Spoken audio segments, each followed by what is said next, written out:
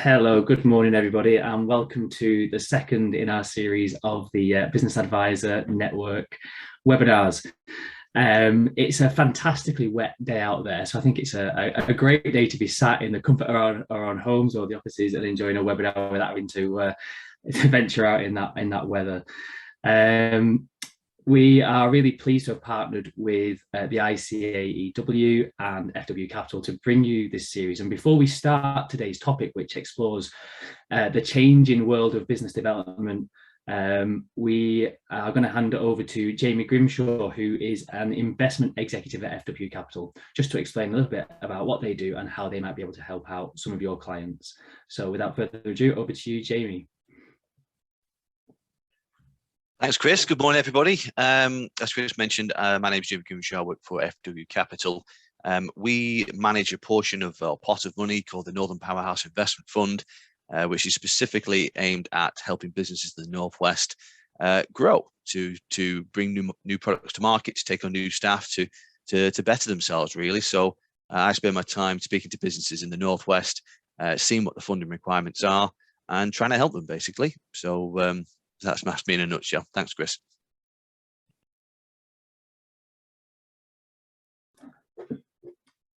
Brilliant. So as I said at the top of the session, today is all about business development.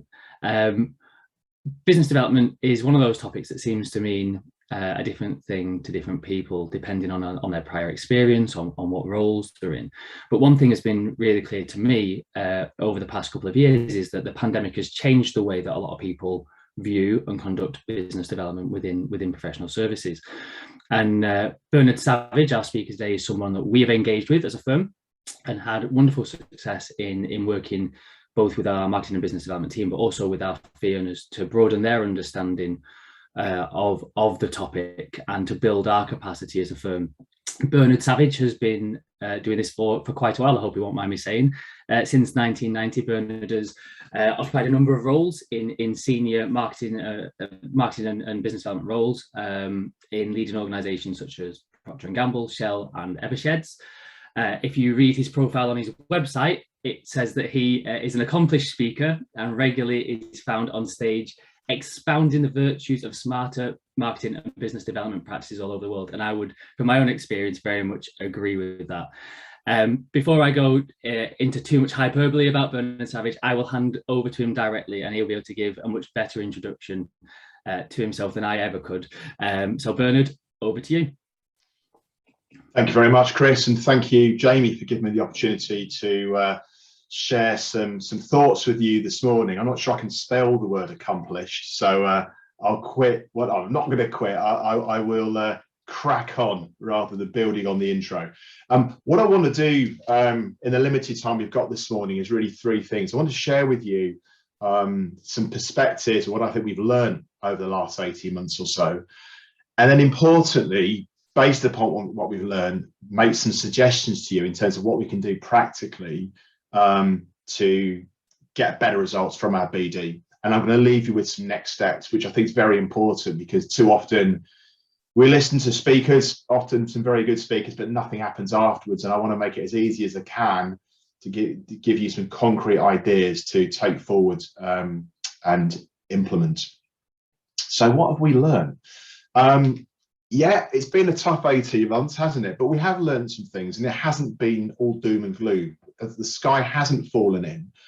I think the single biggest thing we've learned is, you know what, we can adapt. When you have to, it's amazing how you can work from home or you can use video conferencing facilities.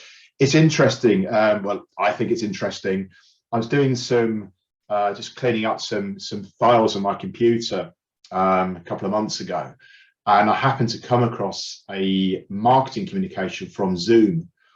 It was dated 2011. So, you know, there's nothing new about Zoom or many of these video conferencing platforms, but we just hadn't really embraced them until we were forced to. The other biggie for me is anyone that's worked with me before the pandemic will testify to the fact that I've been banging on for years, frankly, that there's an awful lot more to business development than going to yet another event, the same old events, talking to the same old people. And having to put up with some pretty rank canapes and very mediocre wine.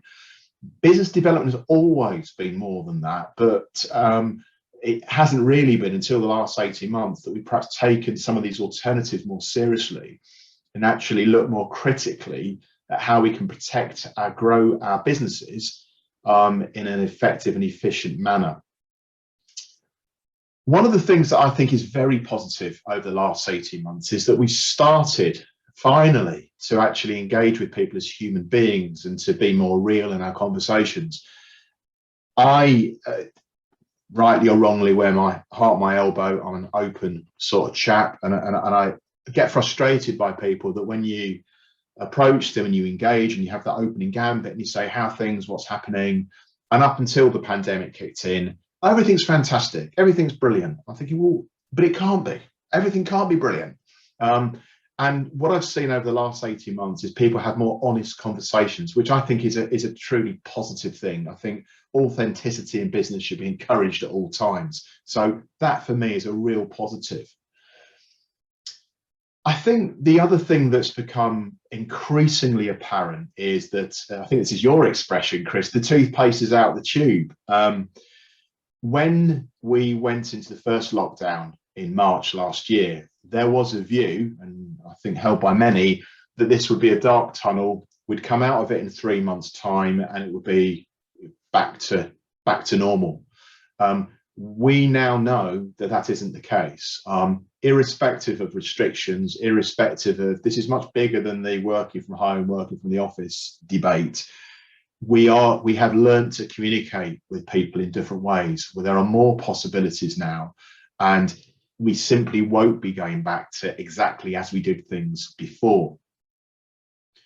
I think it's also fair to say that because we've been forced to press the pause button and reflect, that we adopt a more holistic approach in the way we engage with the world, and this will have a bearing on the workplace and indeed the way we communicate with one another in our marketing and BD. Issues such as inclusivity and diversity, sustainability, personal well-being, climate change, none of these things are new, but perhaps what is new, what is different, is that we're now doing more than just pay lip service to these topics. They're taken seriously and they need to be considered in the way that you engage with your clients in the marketplace if you are to be commercially successful. For me, another positive is, despite the challenges, and I'm not going to pretend there hasn't been some challenges in our own business, the period from sort of March to June, July last year was particularly tough, and I don't particularly want to have to experience that again, but we have come through the other side and the business is in good shape. And indeed, many of the clients that we've won in the last, say in the last 12 months, we wouldn't have won in the old world. We've been instructed by clients in Finland, worked in the Middle East, worked with another client in Jersey, and engaged with people all around the world. So location now really is not a barrier to doing business. Despite all these changes, for me, one thing has remained exactly the same. In fact, not only is it remained the same, arguably, it's even more the case today. And it's this: relationships with business are important, and we mustn't lose sight of that. I think sometimes with all the discussion around digital marketing and innovative platforms, we run the risk of actually throwing the baby out of the bathwater. Relationships in business are of paramount importance. And my view is that those people that do invest in relationships and create goodwill and frankly do the right thing will be the people that ultimately are more commercially successful. So what does this all mean? How can we take some of this insight and apply this in the way we communicate with our clients, with our referrers, with our other professional targets, and with our targets to attract new business? I think above anything else, the time for bullshit has long since gone. This is about really keeping it real. It's about engaging with people, and frankly, as human beings more than anything else, and really brushing up our skills when it comes to emotional intelligence. It's interesting, isn't it? Just the language that people use within professional service firms. They talk about soft skills, and that word is very emotive, isn't it? And I think it's important that we do ascribe a much higher value to emotional intelligence. And those of you that are a little bit bookish, if you haven't come across him already, check out a guy called Robert Cialdini. Cialdini is Cialdini. Cialdini is he's Italian, Irish, American origin, and he wrote a very influential book called Psychology of Influence, and he talks about the idea of emotion first, logic second. And basically, this is the basis of this is that in business, the business to business environment, people are not going to buy your products until they like you. You've got to get people's emotional buy-in before you can start to really communicate with them effectively. So I think in the way that we go to market, we've got to put a higher value on getting that emotional buy-in, finding that connection with people. And I would argue that it's more important today than ever before, because what the last 18 months has demonstrated is the interdependencies that exist between us as human beings. And let's not forget, we're human beings before we're accountants or business advisors or solicitors. We're human beings first. So what next?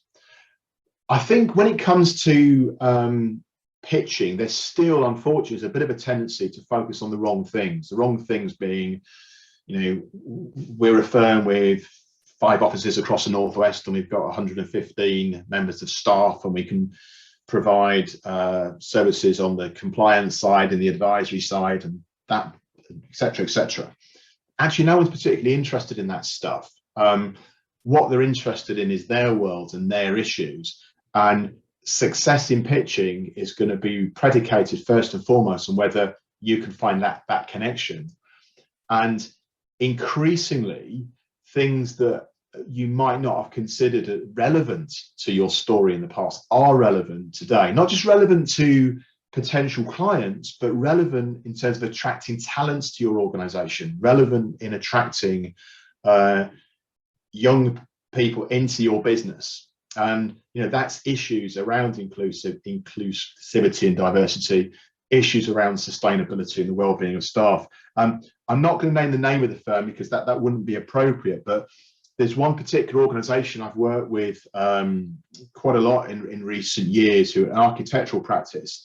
And I know, because I know them on a personal level very well, that they are a very, very progressive, liberal-minded, good people. They're good people. And it's interesting that I did some client interviews. So I went on behalf of this particular practice to go and interview some of their clients. And one of the more constructive pieces of feedback is they said that as progressive as this organization is, when it came to pitching to this particular firm, who were the people that delivered that pitch? They presented 5 people, all white, male, middle-aged men. Isn't really brand congruent.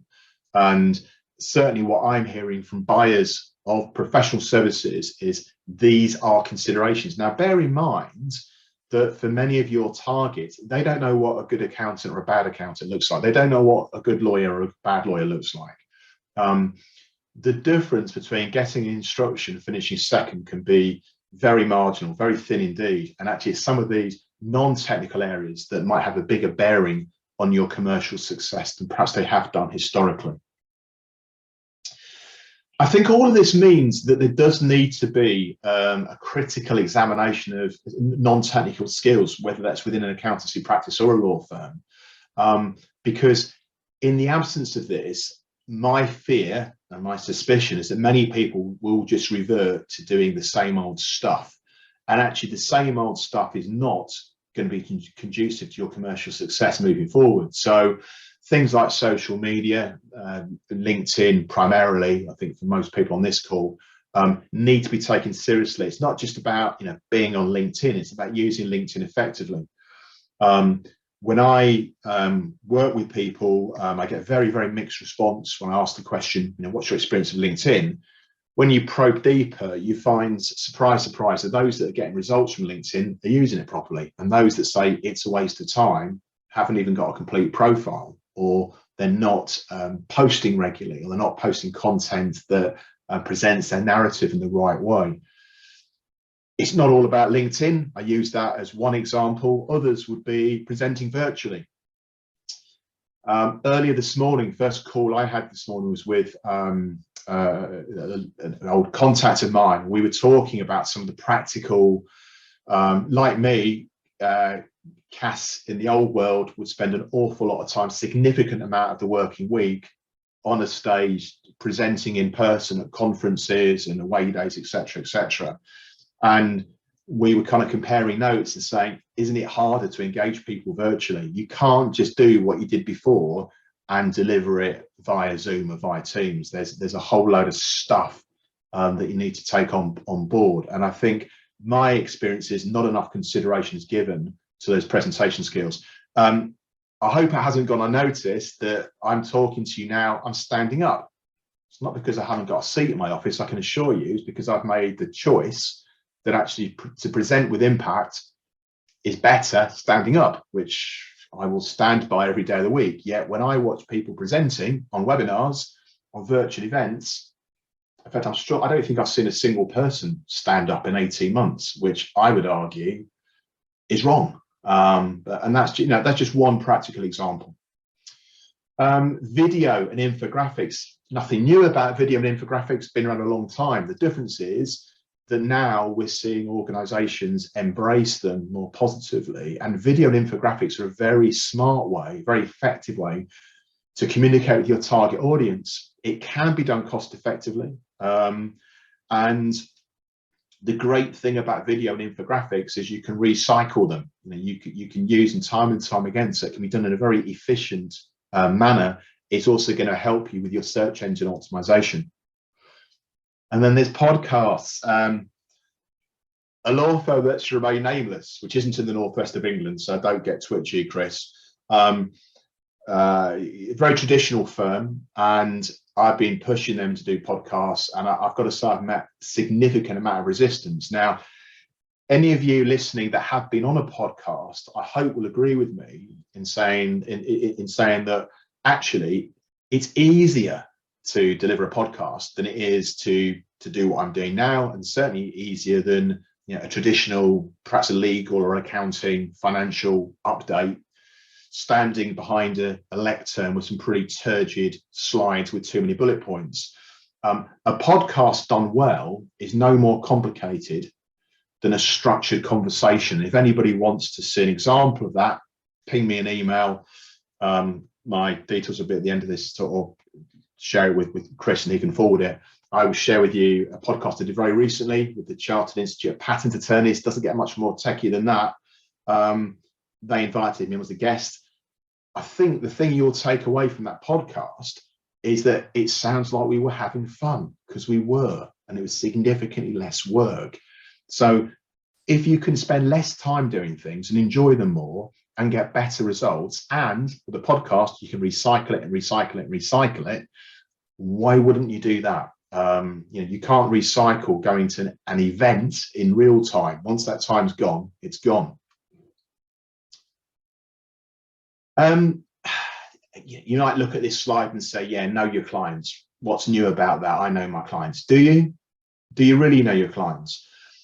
I feel I know some of my clients much better because of some differences in approach over the last 18 months. Let me give you an example. This might sound slightly frivolous, but I'm very serious about this. Those of you that know me, and I think we've got Sean on the call, who will know that some of our musical interests connect, overlap. Outside of my passion for football and my team, Mansfield Town Football Club, there we go, giving them a plug, is music, and more for therapeutic reasons than anything else. In the first week of lockdown last March, we produced a playlist which went on LinkedIn. Because of the reaction to that playlist, for the last 78 weeks, there's continued to be a size 10.5 beats playlist between 5 and 5:30 every single Thursday. And the reaction was that every week for 78 weeks now, I can pretty much guarantee I will get 3 times the level of engagement than if I posted a marketing or business development blog. And that engagement is with my target audience. It's with leaders of professional service firms, and it has generated business. Now, that wasn't the reason for doing it. The reason for doing it was based upon, for my own sanity, frankly. But when you engage with people, like-minded people, and you show your personality and you let people know who you are, you might put 1 or 2 people off. I'm sure I have for my less than faithful comments about turgid music like Bon Jovi and Guns N' Roses. Really sorry if you've got any Bon Jovi or Guns N' Roses fans on this call. There we go. I've lost some potential clients already. Don't try and please all the people all the time. That's the message. But the know your clients is because I've taken a risk, and it is a risk, and I've engaged with the LinkedIn community in this case with music. People have stepped forward. So in some cases, people I knew already, but we'd never had that conversation about music. So now I've got to know them better. In other cases, it's people that I didn't know at all who stepped forward and say, I thought it was just me that liked, that listened to the John Peel Festive 50 in 1984. So there is a lot to be said about openness in business. And I think you have more license to do that today than perhaps ever before.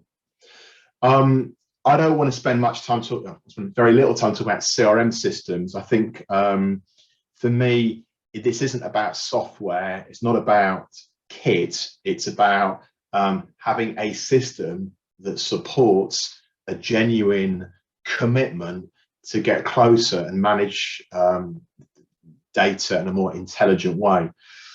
Client listening, again, nothing new, but it still disappoints me that when I go to pitch to potential size 10.5 boots clients, one of the things which we've been less successful, I've got to say, than delivering training has been actually convincing organizations that they should be running independent client listening programs.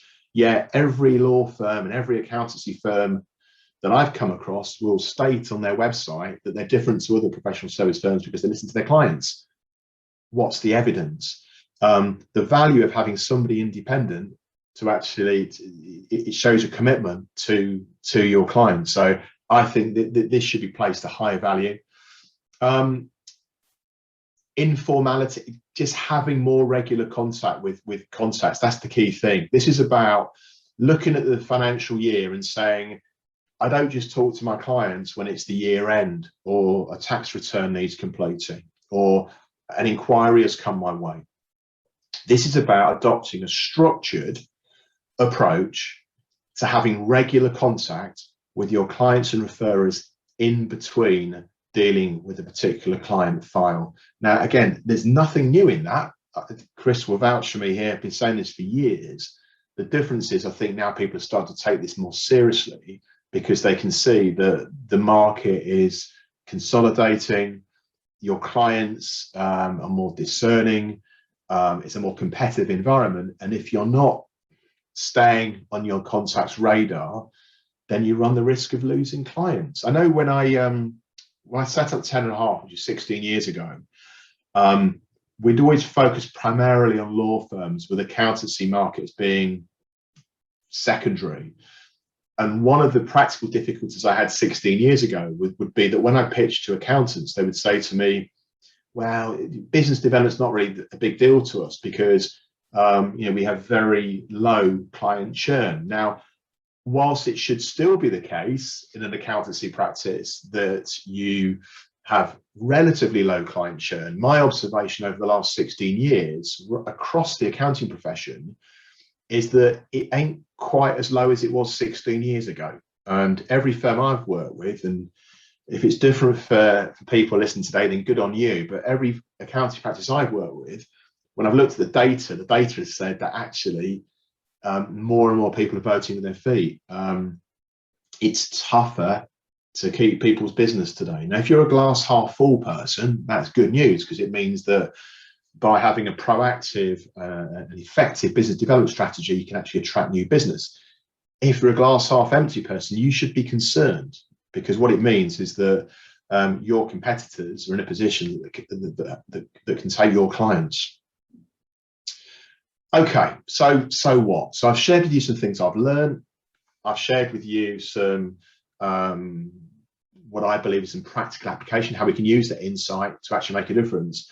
But what can you do next, and how does it work? So let me try and talk you through a few steps. And just before I do this, let me be very clear. I'm not expecting, I'm not naive here. People are not going to take away all of these next steps and embark upon this in the next 7 days. I'm presenting some suggestions to you, and my hope is that you might just take 1 or 2 and actually think how you can apply it, well, not just think, but actually apply it to your practice. The first one is an audit, and I don't mean an audit in the sense that many of you will be familiar with from an accounting perspective. I'm talking about a marketing and BD audit. This is about getting an independent assessment of the health of how you engage with your clients, with your referrers, with your targets, and looking at everything. No stone should be unturned. It's everything from your marketing collateral to your signage, to the welcome that people get in your office receptions. What's their experience virtually? What's your level of visibility in the marketplace, both in traditional sense and also online? It's looking at everything and getting a picture. And then it's relating that to what your organizational objectives are. What's your vision for the business? Not the stuff that it says on your website. I'm talking about, is this about growth? Is it about exit? Is it about acquisition? Is it about market share? Is it about location, succession planning? It's these bigger topics that you're not going to present on your website. And then it's looking at where you are today from a marketing BD perspective versus what your longer term commercial objectives are, and coming up with a route map to get you from A to B. And that's about, and in my experience, what that means practically is stopping doing a lot of things that you've always done for no other reason than that's just what you do. I tend to be quite unpopular with golfers. It's not because I've got a problem with golf per se. It's just that in my experience, there are so many firms that are stuck in this sort of time warp in 1982, where they just have, by osmosis, they have the annual golf day. And my question is, if you start with a blank piece of paper, would a golf day be on your marketing plan? Question. That's all. If I reflect on all the conversations I have with accountants, business advisors, solicitors, architects, the single biggest objection that I get is, yeah, but I don't have time. I'm sorry, but I just don't buy it. We all have the same amount of time. All of us in our lives, personally and professionally, we make choices, and we ascribe a value on activity. And, again, I'm an open guy, so I'm going to share this here and now. I'm busy. I'm busy because I'm busy delivering. I'm busy because I'm a business owner. I'm busy because I'm a parent, 4 children. But you know what? I will be at Mansfield Town versus Port Vale this evening. I will be at Exeter on Saturday because, rightly or wrongly, I'm a diehard Mansfield Town supporter. So I will work things around that. And that does cause some difficulties at times. But that is something I place a value on.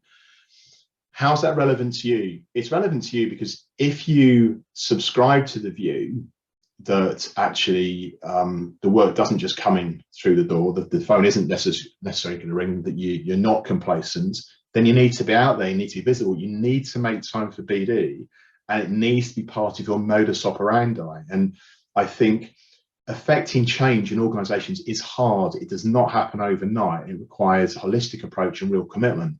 But a starting point is to actually people to use their diaries better, and actually to ring fence small amounts of time where you can perhaps make a phone call that you wouldn't have made otherwise, that you might have a discussion with someone about a co-marketing opportunity, where you might share something of some value, perhaps a market report, or share something with somebody where you make an introduction. A little and often, it's exactly the same as personal well-being. If you had an objective to, I don't know, get fit or have a healthier lifestyle, that isn't achieved by buying an expensive gym membership and going to the gym every day in January. you've got to make a long-term commitment, and actually little and often is a far better strategy. So weaving BD into your diary is a way to do that, and it doesn't need to be a huge commitment. It is about just having conversations that you might not have had otherwise, but doing it regularly. The other thing I would say is, one of the things I was taught very, very early in my career is that every organization, doesn't matter whether it's an accountancy practice or you've got a toy shop, there are 4 key levers. There's a financial lever, there's an IT systems and processes lever, there's a people lever, and then there's marketing and BD. Those are the 4 levers of any well-run organization. So if you agree with that idea, then why is BD marketing not given some strategic value? Yeah, it has to be more than just refreshing the website from time to time. It has to be more than just producing brochureware. It has to be more than just going to random events. It has to be managed in a strategic way, and you need to build systems and infrastructure to underpin that, to make it work. The coffee plan is nothing new. We've been using it at 10.5 for 16 years now. It's a very, very simple idea, but sometimes the simplest ideas are actually the most effective ones. And the coffee plan idea is no more complicated than for each of you listening this morning to get a piece of paper and a pen and reflect on who are the 10 or 12 individuals, and I mean individuals rather than organizations, who, if all else fails, you are going to make a commitment over the next 12 months to have a regular contact. I'm talking about informal one-on-one contacts, not I might bump into them at an event or I'll send them a Christmas card. I'm talking about regular contact outside of a year end, outside of a tax return, outside of them contacting you about specific inquiry. It might be less than 10 or 12 people for 1 or 2 of you. But who are the people you're going to make that commitment to? And then tracking activity. And again, I get paid to be nosy. And over the course of the last 30 years, I spent an awful lot of time in many, many, many, many organizations, not just professional service firms, but the clients of professional service firms. And one of the things that strikes me is that those individuals, those teams, those departments, those practices that are successful have common attributes, and one of them is that they measure stuff, because what gets measured gets done. So build a system around a regular dialogue with those contacts. If anybody wants, I can send a very simple template. I don't want to raise your expectations. It's as simple as a 1-page Excel control document that has names, plan, and actual the calendar months. It's no more complicated than that. But if you want one that's already done, again, ping me an email and I'll send you a copy. This one's for Sean if he's listening. Any excuse. This is a great thing when it's your own business. You can kind of do what you want. I mean, there are consequences, I accept that, but you can be a little bit self-indulgent. This is my self-indulgent bit. Those of you that don't know the jam, shame on you, really. There we go. Niches are the way forward, for too many reasons we can get into here and now. But simply putting a sign outside your office saying we're an accountancy firm or we're a law firm, I don't think is enough in 2021 and won't be in 2022. Identifying specific niches will help you in business. Bizarrely, this is quite bizarre, because I think this is the first time this has happened in my career, in fact. One particular law firm I've been working with are looking to get more immersed in the world of football-related offence, of football hooliganism. And I don't know what they thought of me, but we had a conversation, and the call I was on with someone before we met this morning was someone who's a criminal solicitor who specialises in the area, and I was just asking her for some advice, really, and connecting her with my client to see whether she can share some of her insight, so that they can, I was going to say, make a fist of it. That's rather unfortunate language, isn't it? They can explore that and its potential application in their business.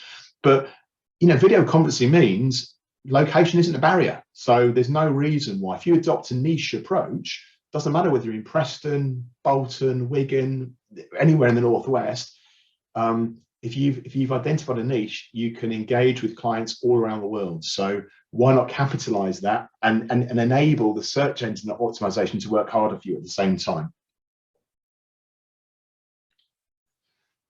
This is a tricky one, because the last thing I want is anyone listening today thinking, well, he would say this, wouldn't he, because he's got an agenda here.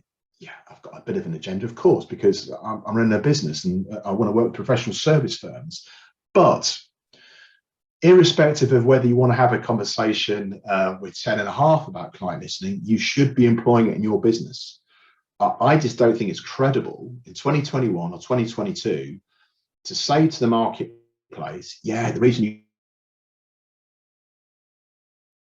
instruct us is we really understand our clients, we really listen to them. And when you ask the question, so what do you do to listen to them? What systems have you got in place? Be struggling to give an answer.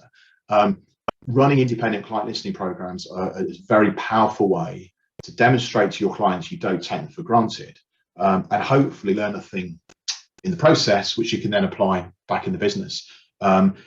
If that's a step too far, which it might be for one or two of you or your organizations, well, the next best thing is run it in-house. Just get somebody, perhaps another part of the business, perhaps you might be an auditor or accountant, get someone on the advisory side to visit your client, ask them what their experience is and whether there's anything that can be improved upon. It doesn't matter who your clients are, whether it's private sector, public sector, not-for-profit. It doesn't matter what their job titles are. It doesn't matter how busy they are. In my experience, I've got significant experience in this area, doing this for the last 16 years. People love telling you what their point of view is. They will make time. And if they don't, alarm bells should start ringing, because what it actually says is they regard you as just a transaction. You're just providing a commodity. If there is a relationship there, senior people will make time to share their perspectives on the quality of the client care that you and your organization is providing.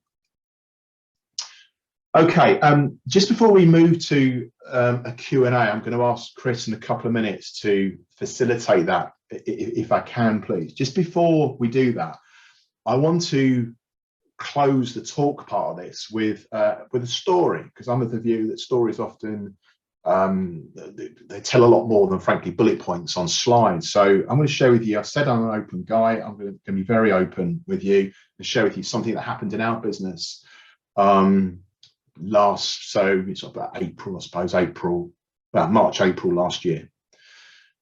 When just before, I think up until about, I don't know, March to middle of last March, our numbers were looking pretty much like any other month, good, you know, where they needed to be. And then in the space of about 10 days, when the enormity of global situation hit home, all we got was phone calls. Everybody just panicked. Everything stopped. All the projects, everything just stopped overnight. Still got mouths to feed, still got a business, you've got bills to pay. And it was a pretty tough time. It was a pretty unpleasant time. And I had a little bit of a wobble. Nothing, you know, nothing dramatic, but I felt kind of paralyzed by the situation, frankly, just didn't know what to do. While I was having a wobble and feeling paralyzed by the situation, my business partner, Doug McPherson, was reacting a little bit differently to the situation. He adapted immediately. Within 48 hours, one weekend in March, he pulled together a website. And you can see that it's still up there now, how to do business development from home.com. He put that website up in 48 hours.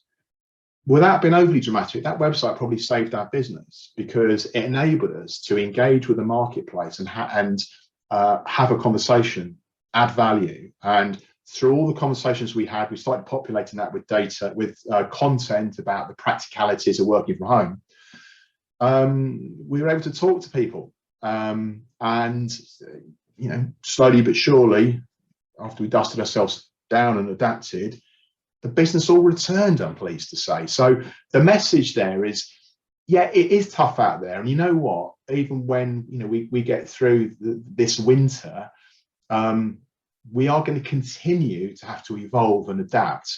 But you can do that. It can be done. And actually, it doesn't involve spending huge sums of money. What it involves is a change of mindset and adopting some new behaviors, some new practices. please do ask some questions. Sometimes in these sessions, the questions can be more illuminating, or the answers to the questions can be more illuminating than the 45 minutes that preceded it. So I'm going to hand over now to Chris to facilitate this. But yeah, make the questions difficult ones as well, because this is your opportunity. Thank you. Thanks, Bernard. A really great presentation. Obviously, I've just been chatting to Megan in our side chat throughout, and it's always fantastic. I mean, we've been working together for half a decade now, and every time we talk, I always come away with something new or some questions of my own. So while people are typing their own questions, I thought there's a few bits there that really stuck out to me, actually. So.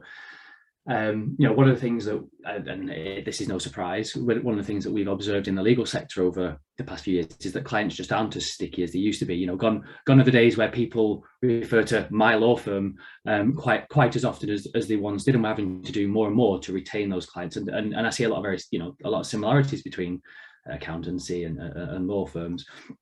And so when the pandemic hit and we were all confined to our home offices or dining room tables, we paused for a second, actually, because I think our first instinct was to start broadcasting out to the world how we can fix you, how we can help you, what legal remedies there were.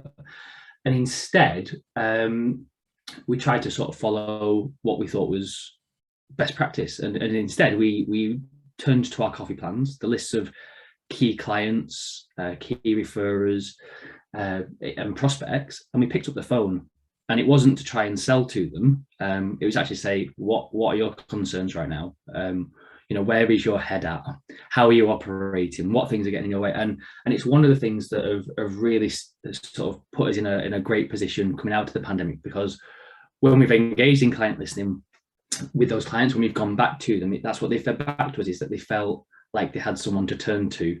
Not just to sell to them and to be opportunistic at the moment, but actually genuinely believed in their business, and that's something that we've taken coming out of the pandemic that's really important. You know, it doesn't just take a global pandemic, a disaster, for people to react that way. I think it's like any good date, isn't it?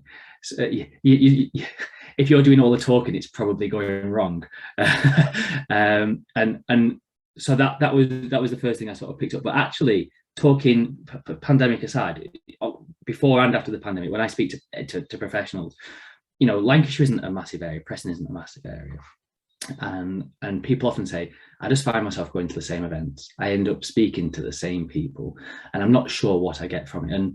And even if it's not you know, some measurement of return on investment, there's always the question of what am I getting out of this. And I know you said people should put time aside and be quite disciplined with that. But if you're an organisation that hasn't done BD for the last 18 months in any great sense, or if you're a small organisation that hasn't got dedicated resource and you've not really ventured out into doing that, what would you say is the best first step for those businesses now? Got 3/4 there. They've lost you, Chris. Can you just repeat? I lost the last 30 seconds. Oh, wow. Okay. So when I speak to people sort of either before or after the pandemic, what they say is that they seem to go to the same events, see the same people, not sure what they get from it. So if we're talking to businesses that either haven't engaged meaningfully in any sort of business development for the last 18 months, or they're a small business that hasn't really ventured out into doing much structured BD before, what is the best first step they could take now to see some sort of results, you know, and justify to themselves it's worth investing a bit more in this? Okay. Wow. That is, I know it's a difficult question. Can I change? I don't want a difficult question. No. Let me attempt to answer. I think I'm a great believer in always begin with the end in mind. So I think the starting point to that answer is to start with a blank piece of paper and just ask yourself, of all the possible clients that you might want to attract, of all the markets that you want to get more immersed in, it is to force yourself to be really, really focused, frankly, really focused and really clear, and be able to build a profile. Marketeers sometimes use language like, you know, client avatars. The exercise that I encourage my clients to do is actually inspired by crime dramas on Netflix or television, where you will be familiar, those of you that watch any crime dramas will be familiar with the scene where after the crime has happened and they've grabbed your attention, there's a scene where a detective addresses his or her room and they have behind them a big whiteboard.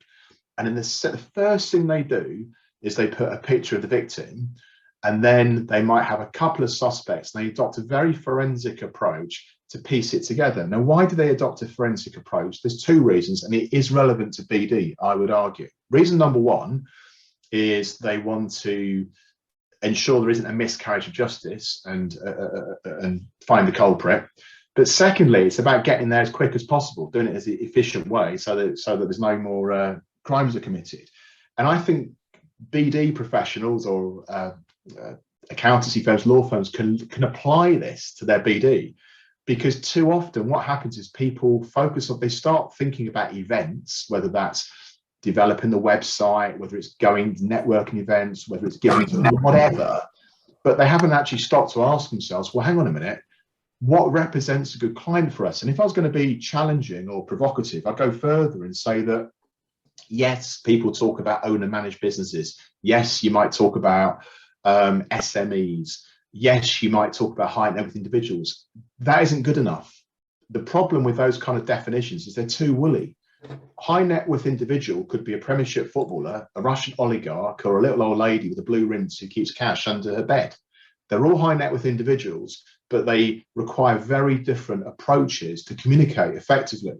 So I think, to answer your question, the first point is not about what's the tactic, what's the strategy. The first point is having absolute razor-like focus and clarity on what represents a good client and target and referrer. I'll give you an example. I can't be very specific, but it relates to accountancy, actually. There's a particular law firm, again, not in the Northwest, that I'm talking to at the moment. We work quite closely with them.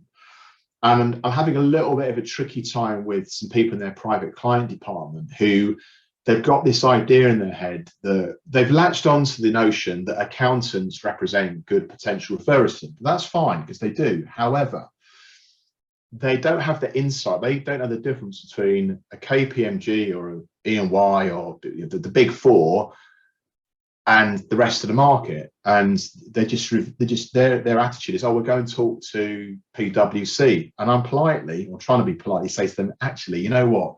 You're wasting your time with PwC, because the big four accountants, they're not going to talk to you. They've got relationships with magic circle firms in London. So what you'd be better off doing is actually identifying, doing some desk research, and actually really giving greater consideration to who are the accountancy practices that are congruent, where there's a match. So I think focus is number one. I think number two, in terms of coming up with a BD strategy, forget about words like marketing and business development, because they can be tricky. And I mean, you said right at the start, BD can mean very different things to different people. Just think about visibility. If you're visible to your targets and you hang about in the right places, the work will kind of find a way to you eventually. So if you focus on being visible, hanging out in the right places, but that requires you to have that level of insight. And I think too often people jump to the solution and they don't really have the insight. You need to have the insight first. And I would argue that BD done properly, one, it's a process, and two, it actually starts with analysis and quite a lot of thoughts and tough conversations and reflection. It isn't, as some people would have you believe, all about schmoozing people at events. I mean, yeah, there's a place for that, but that's not where it starts. So it's a rather long answer. I hope it doesn't sound like a politician's answer, but yeah, it's focus and it's visibility rather than jumping to, we need a new website. I scribbled three things down there, Bernard, as you were talking, but before I just go into that, just in case anyone is wondering how to submit a question, I should have said there is a chat feature available at the bottom of your screen. If you want to type a question in there, Bernard will try his best to answer it. Similarly, if you have any questions for Jamie from FW Capital, please do pop that in there. But while we're waiting, I will sort of just talk around what you just said there, actually, Bernard. There were three things there that sort of are my three pillars when we talk about business development at Harrison Drury. And I'm not ashamed to say that I'm part of the John Chesworth fan club, because these are sort of the things that he's he's sort of instilling me well at my time at Harrison Drury. One, he always says you've got to be visible, you've got to be in people's line of sight when they have a need. And so sometimes it isn't about walking away with business, straight out of a networking event. It's that you're repeatedly there. So you can't just go to an event and hope to come away with brand new work every single time. You've got to really invest your time in being there regularly. And one of the things that John has done, John Chesworth, is he's tied his networking to his hobbies, like you mentioned earlier. So John is a big rugby fan, so it'll be no surprise to you that he's down at the rugby club every weekend watching rugby, part of not just the crowd but the business network that surrounds that club. And so he's there and he's visible, and he has been for a number of years, and because that's his hobby and his interest, he's managed to build a relationship with the other businesses there because they happen to be there because they like rugby as well. So they've built a relationship based on common interest. So I think it's visibility, but also being there because you want to be there. And the amount of times I've spoken to our teams over the last 5 years, and they said, "Oh, Chris, I just go to this same networking event, and I'm not really interested." And my first reaction will be, "Don't go. If you have no interest in being," I think generic networking has almost had its day. There are places for it, but I think now you see networking more aligned to activities that people might have a personal interest in, whether that is music or sport or something, or charity, and where people have a personal motivation to be in there, then it's not work, is it? And that's the problem, with time and business development. More often than not, you find that actually we're asking for people's goodwill. We're asking them to do this in their evenings, in their weekends, as opposed to just in work hours. And so if it does align to a hobby or an interest, it isn't work. It's just something that they would have wanted to have done anyway. And it happens to be that they're surrounded by the sort of people that might be clients now or in the future. So that for me is something that was a really important takeaway. Can I add something to that, Chris, please? Which is about, for me, it's about matching personality, profile, and interest to activity. And for many people in professional service firms who perhaps are less extrovert, networking actually isn't the best strategy. It's many people don't engage in BD because they mistakenly are of the mindset they have to fit a certain type of profile, and they don't. Everyone, I would argue, can contribute in BD in some way with a little bit of creativity and lateral thinking. Yeah, I absolutely agree. And I've spoken to a number of firms, and we ourselves have done this, where we look internally and in a soft sense, not in a formal way. We identify people that are more comfortable with networking and have a propensity to it and are good at it, or want to be good at it and want to develop that, and people who are far more comfortable in a one-to-one situation, or pre-recording a podcast, or just authoring a blog every other week, and to get the name out there. I think you said something earlier on where people quite often they fixate on, we want to run an event, but they don't decide, they've not really thought about what the outcome of that event will be. And we say this a lot in our team. People come to us and often tell us what tool they want us to do the job. And what quite often we'll start the conversation with, what is it you actually want to achieve? Because that might not be the best way of getting there. And that's our role with Harrison Drury, with marketers and business development sort of experts, is to see if that is the best way to achieve what they want to do and advise. But again, not a lot of firms have that dedicated resource. It's another function that they pick up alongside their fee earning. And so it can be difficult actually to decide, well, what is the best way to achieve this? And you can see how it's easy for people to revert to type, to do the golf days, as you mentioned in previous, or let's go to this networking event because someone's already set it up, we just have to turn up. But even with networking, it's entirely useless, I find, unless people are committed to the follow-up. And going and seeing people and meeting for a coffee afterwards and finding out about their business and inviting them to something that they're interested in. It takes that time and investment. And I drew a graph. We have a HG Academy, which is set up internally for our 0 to 5 years qualified. And I drew a graph for them, and it was sort of results along the side and time along the bottom. I said, quite often people expect to go to networking events, and there's this linear return on investment. You go to an event and you get work, and you go to another networking event and you get more return. I said, well, actually the curve is sort of more of a you know, a gradual incline. And this space between the expected result and this initial sort of, I've been to 5 or 6 networking events and got nothing. We called that the pit of despair. And that's where fee earners go to an event and go to an event and go to an event and get absolutely nothing. In fact, they don't even recognize anybody in the room. They're stood a bit sort of school disco-ish around the outside, occasionally having an awkward conversation about the weekend, the weather, or the football, and leave feeling a little bit deflated. And so for me, I think it's building that relationship with business development and letting people know what sort of things are available to them. And as I say that, I think Bernard is reconnecting with after a short dip. Bernard, are you back with us? Are you muted? Bernard, you're just muted. Sorry, I'm back in the room. I don't know what happened there. I lost you temporarily, but yeah, you were talking very eloquently, Chris. So people probably appreciate having the sound of someone's voice other than mine. Well, what I will say is we're coming towards the end of today's session. We haven't had any questions submitted, which tells me, Bernard, you've done a fantastic job of just answering it all. What I will say is we will circulate Bernard's contact details and Jamie's contact details following today's event. There is a recording that we'll send a link to so people can watch this back or share it with colleagues if it's at all useful. Bernard, I hope you don't mind me saying this, but from my experience working with you, you know, Bernard is available to deliver a range of in-house training sessions for fee earners or management where there is an interest in progressing business development, or as we do, Bernard, engaging you for client listening, which has been very enlightening, because even clients that we've been working for over a decade, we found some really useful information because of the sort of the approach you take to sort of engaging with those clients and mining and asking some of those difficult questions that they might not feel comfortable answering directly to us or to the fee earners.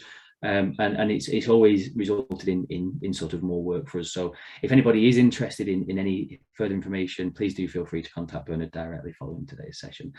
What I will say, this is our intention that the next event, which will be in roughly 2 or 3 months' time, will be an in-person event, and we'll focus on Bernard will be a big fan of this, on a sector approach. So it'll be hosted by our head of leisure and licensing, Malcolm Ireland, and he will be looking at running an event around the hospitality and leisure sector at one of our clients' premises. He'll give us a tour and tell us a little bit about the issues and challenges they're facing in their sector. So if there's anybody that's interested in developing a sector-based approach, it'll be one that I would very much recommend, but details of that will follow on email shortly. Thank you very much for everyone who's joined us today. It's been an absolute pleasure, and we hope to see you again at the next Business Advisor Network event. Thank you very much. Thank you very much. Thanks very much, Chris. Thank you, Jamie. Thanks, Bernard. Thanks for people Looking forward to the next one. Bye now. Take care. Cheers. Bye-bye.